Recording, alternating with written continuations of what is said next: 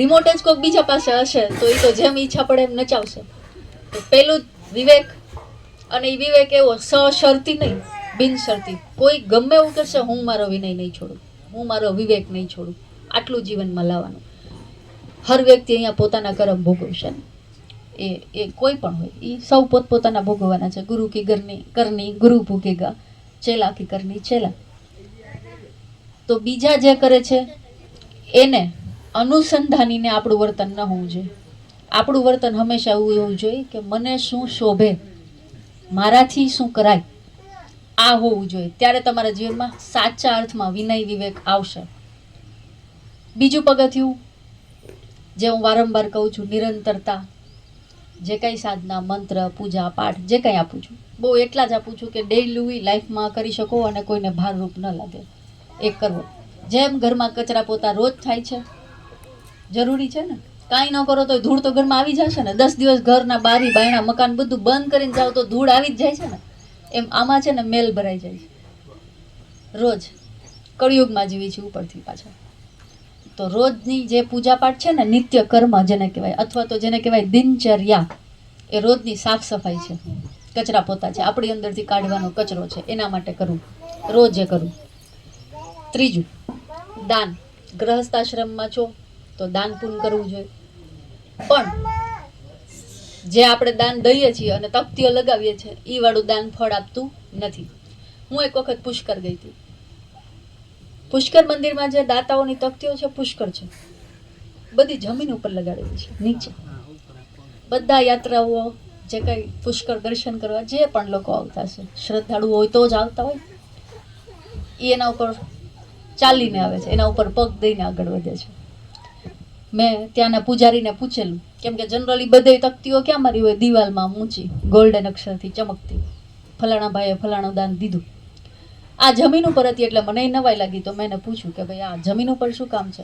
તો બોલે આ એમના જેમના પૂર્વજો ગયા ને એમની પાછળ જેને દાન આપ્યું છે ને પુષ્કરમાં, એ એમ કે છે પુષ્કર યાત્રા કરવાવાળા આવતા હોય ને જે કોઈ દર્શનાર્થી, એના પગની રજ અમારા પૂર્વજોના નામ ઉપર પડશે અને એના કર્મ કપાશે.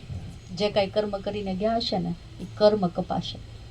તો એ દાતા જે પણ હશે, લાખો હશે, ત્યાં ઘણી બધી તકતીઓ છે. એટલીસ્ટ એ વાત તો જાણે છે, દાનનું ફળ મારા પૂર્વજો સુધી પહોંચાડવું કેવી રીતે. હું કરું છું મને એકને મળે અને આજે જ મેં વાહવાહી લઈ લીધી ને તો એ આજે જ પૂરું થઈ ગયું. કોઈ એવું કર્મ છે જે આપણે ગુપ્ત દાન કહીએ છીએ, અથવા તો એક હાથે દીધું બીજા હાથને ખબર ન પડી, આવા જે દાન કરો છો, પછી એમાં માત્રા નથી માયને રાખતી. 1 રૂપિયો પણ ચાલ્યા જતા હતા અને કોઈ દેખાણું અને એને આપણાથી પૈસાથી નહીં, એમ જોયું કે કપડાં એના ફાટેલા છે ને એને કપડાં આપી દીધા કે ભાઈ હાલ હું તને એક જોડી કપડાં લઈ દઉં. તો એ પણ દાન જ છે ને, જે પ્રકારનું દાન કર્યું છે. પણ એની ચર્ચા ન કરીએ ને તો એ ફળે. કેમ કે તમે કાર્ય કરતી વખતે તો ખાલી એનું બીજ વાવ્યું છે.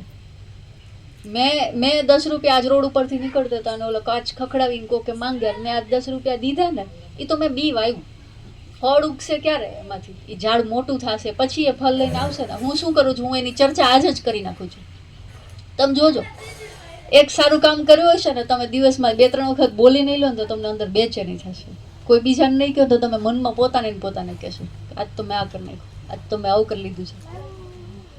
એ શું કામ? એ ઇન્દ્રદેવનો શ્રાપ છે કે તમારું પુણ્ય વધી જાય ને તો ત્યાં તને એમને આસન ખાલી કરીને તમને દેવું પડે. અહીંયા કોઈ ઋષિ તપ કરે તો ઇન્દ્રનું ઇન્દ્રાસન ડોલી જાય. શું કામ? જગ્યા ખાલી કરી દેવી પડે. અહીંયા કોઈનું તપ વધી જાય તો ઇન્દ્રદેવ એવું ઈચ્છે જ નહીં. બરાબર? તો એ પહેલાં જ એવું કામ કરે. તમે એક સત્કર્મ કરો ને એટલે તમારી અંદર લાલચ જગાવે કે ભાઈ 10 જણાને કહી દો તો, એટલે અહીંયા વપરાઈ ગયું. બચે કાંઈ નહીં, ભેગું કંઈ આવે નહીં. આપણી જ ભેગું ન આવે તો આપણા આગળની પેઢીઓને તો શું, આપણા પૂર્વજોને તો શું મળી જવાનું. તો હંમેશા ગ્રહસ્થ આશ્રમમાં છો તો 10મો ભાગ કાઢવો. કેમ? કેમ કે સમાજમાંથી મળ્યો છે. જ્યાંથી આવ્યો છે કોને ખબર ક્યાંથી આવ્યો છે અને કેવું છે. તો લક્ષ્મીનું શુદ્ધિકરણ માટે એક ફળ. બીજું ફળ એના માટે છે, હું આજ જે કરું છું ને માત્ર મારા માટે નથી કરતી. તમે જે કમાઓ છો તો કેમ એવી રીતે ભાઈ મારી આગલી પેઢી સુખી થાય, મારા બાળકો હું જેવું જીવો એવું ન જીવે, એ ઓર બેટર જીવન જીવી શકે.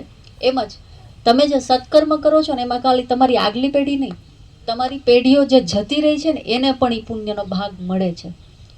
પછી પિતૃ કાર્ય કદાચ રોજ દર 3 વર્ષે ન બી કરતા હોય તો ચાલે, પણ એ આવું દાન હોવું જોઈએ જે કરાઈ ગયું અને ભૂલાઈ ગયું. જે હું વારંવાર કહું કે પાણીની લકીર થઈ ગઈ અને પૂરી થઈ ગઈ. તો આ ગૃહસ્થાશ્રમનો ત્રીજો નિયમ છે. હું એવું નથી કહેતી કે કરોડો રૂપિયા દાન કરો, હું એવું કહું છું કે દાન કરો. લક્ષ્મી જ દાન ન કરો, સમય પણ દાન કરો. ક્યાંક કોઈની પાસે દુઃખી છે, ગરઢા માવતર કોઈના છે, ખબર છે કે આગળ પાછળ કોઈ નથી, એને ખાવાની ખૂટી ગયા નથી એવું નથી, એને પાછું બધું મૂકીને ગયા છે, છોકરાઓ સુરત છે ને બહુ સારું છે, પણ એનું સાંભળવા વાળું કોઈ નથી, એની પાસે બેસવા વાળું કોઈ નથી. તો એવા વ્યક્તિને ઘડીક તમે જે સાંભળો ને, એની વાત જે સાંભળો ને, તો પણ એના અંદરમાંથી આશીર્વાદ નીકળે. કેમ કે તમે એને સમયનું દાન કર્યું અને ઉપરવાળો એનાથી રાજી થાય. કિશોરભાઈ દેખાતા નથી, પણ એની એક આદત છે, અહીંયા રાજકોટ જાય ને એટલે કયું તો પુલ આવે છે ખબર નથી, પણ એ પુલ નીચે એક ગાંડો માણસ બેસે છે. અહીંયાથી નીકળે ને એટલે એને આપે પૈસા, એ બોલે ને એની એક વાતથી બીજી વાતને કોઈ લેના દેના હોતા જ નથી. બરાબર, એ દર વખતે ઊભા રહે અને 15 મિનિટ તો ઓછામાં ઓછી એની પાછળ ફાળવે. હું ક્યારેક કહું, શું તમે આની યાર રોજ મગજમારી કરો? તો બોલે એને કોણ સાંભળવાનું હતું? આપણે તો સાંભળીને, એને નતર કોણ સાંભળશે? ગાંડાની વાતો કોણ સાંભળે? તો આ જે સમયનું દાન છે ને એ પણ ઉપયોગી છે.